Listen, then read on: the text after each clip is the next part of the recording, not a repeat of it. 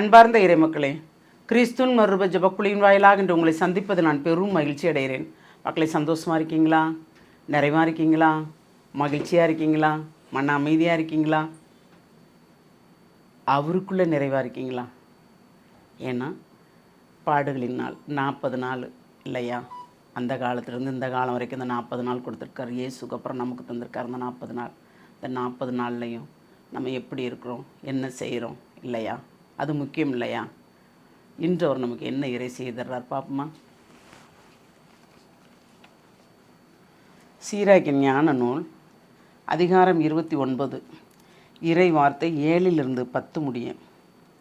பலர் கடன் கொடாமல் இருந்தது தீய எண்ணத்தினால் அன்று, காரணமின்றி ஏமாற்றப்படலாமோ என்னும் அச்சத்தினால்தான்.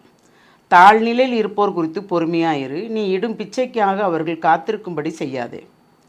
கட்டளையை முன்னிட்டு ஏழைகளுக்கு உதவி செய், தேவையின் போது அவர்களை வெறுங்கையராய் திருப்பி அனுப்பாதே. பணத்தை உன் சகோதரர்களுக்கோ நண்பர்களுக்கோ செலவிடு, அழிந்து போகும்படி அதை கல்லுக்கடியில் மறைத்து வைக்காதே. Praise the lord. பலர் கடன் கொடாமல் இருப்பது தீய எண்ணத்தினால் அன்று, காரணமின்றி ஏமாற்றப்படலாமோ என்னும் அச்சத்தினால்தான். கடன் கேட்கும்போது அப்படி கேட்பாங்க இல்லையா? ஆனால் கொடுக்கும்போது அவங்களுக்கு அப்படி ஒரு வருத்தம் இருக்கும் பாருங்கள். அதனால தான் இறை வார்த்தையில் நமக்கு எப்படி தெளிவாகுது பாருங்கள். கடன் கொடுப்பாங்க, ஆனால் வச்சுக்கிட்டே சில பேர் இல்லைன்னு சொல்கிறது, இவங்க நம்மளை ஏமாற்றிடுவாங்க அப்படிங்கிற மாதிரி அவருக்கு நான் ஒவ்வொருத்தருக்கும் கடன் கேட்டவங்களுக்கும் கொடுப்பவங்களுக்கும் உள்ளுணர்வு வரும்போது, அப்படி வரும்போது தான் அவங்க வச்சுக்கிட்டே கூட இல்லைங்கிற மாதிரி சொல்கிறாங்க இல்லையா? அப்போது நாம் வச்சுக்கிட்டே இல்லைன்னு சொன்னாலும் இறைவனுக்கு தெரியும், இறை வார்த்தை அப்படி தான் வருது. நமக்கு ஏமாற்றப்படுவோமோ, ஏன்னா நம்முடைய உழைப்பின் பயன் ஏமாற்றப்படும் போது எவ்வளோ வருத்தமாக இருக்கு இல்லையா? அதைத்தான் இங்கே சுட்டி காட்டுறார் அவர். தாழ்நிலையில் இருப்போர் குறித்து பொறுமையாயிரு, நீ இடும் பிச்சைக்காக அவர்கள் காத்திருக்கும்படி செய்யாதே. ஒருத்தருக்கு நம்ம கொடுக்குறோம், அவங்கள வர சொல்லிட்டோம், நம்ம வேலை பார்த்துக்கிட்டோ இல்லை நம்ம யார்கிட்டையும் பேசிகிட்டோ இருக்கோம்னா, கொஞ்சம் இருங்கன்னு இவங்களை சொல்லிவிட்டு நாம் அவங்களுக்கு கொடுக்க வேண்டியதை கொடுத்து அனுப்பணும். இல்லாட்டா கொஞ்சம் நில்லுங்க அப்படின்னு அவங்கள நிற்க வச்சுட்டு நாம் இங்கே மணிக்கணக்காக அங்கே பேசிகிட்டு இருப்பாங்க. அதை குறித்து தான் இறை வார்த்தை நமக்கு கொடுக்குறது. தாழ்நிலையில் இருப்போர் குறித்து பொறுமையாயிரு, நீ இடும் பிச்சைக்காக அவர்கள் காத்திருக்கும்படி செய்யாது. கட்டளையை முன்னிட்டு ஏழைகளுக்கு உதவி செய், அவர்கள் தேவையின் போது அவர்களை வெறுங்கையராய் அனுப்பிவிடாது. கடவுள் கொடுத்த கட்டளை அதானே.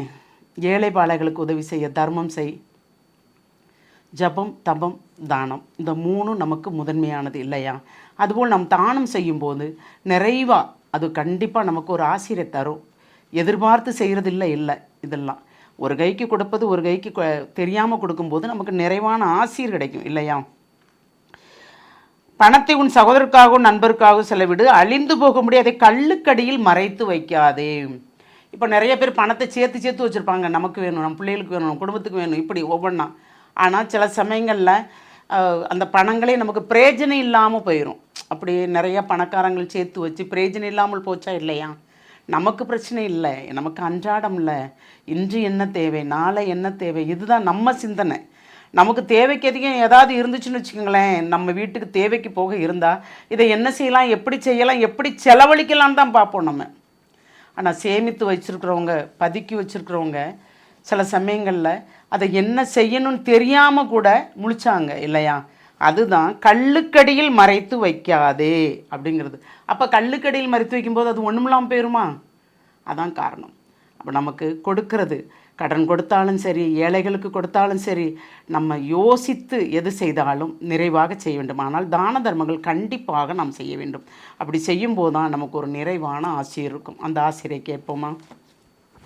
எல்லாம் வல்ல இறைவா, ஆமாண்டவரே, அன்று காணிக்கை பெட்டியில் போட்ட அந்த ஏழை பெண்ணை போல் எங்களையும் ஆசீர்வதியும் ஆண்டவரே. எது இருந்தாலும் நாங்களும் உள்ளதை கொடுக்கும்படி எங்களை நிறைவுபடுத்தும் ஆண்டவரே. அந்த நிறைவு ஒன்று போதும் ஆண்டவரே. ஏனென்றால் நீர் எங்களை எப்பொழுதும் உம்முடைய கரத்துக்குள் வைத்திருக்கிறீர், நீ எங்களை உற்று நோக்குகிறீர். அந்த நம்பிக்கையோடு தான் நாங்கள் ஒவ்வொரு நாளும் வாழ்கிறோம். இது நாள் வரைக்கும் நீர் செய்த அனைத்து நன்மைகளுக்கும் நன்றி ஆண்டவரே. இனிமேலும் செய்ய போகிற ஒவ்வொரு காரியங்களுக்கும் கோடான கோடி நன்றி கூறி எங்களை முழுமையாக உம்முடைய இரக்கத்துக்குள் ஒப்புக் கொடுக்கிறோம். ஜெபம் கேட்கும் நல்ல பிதாவே.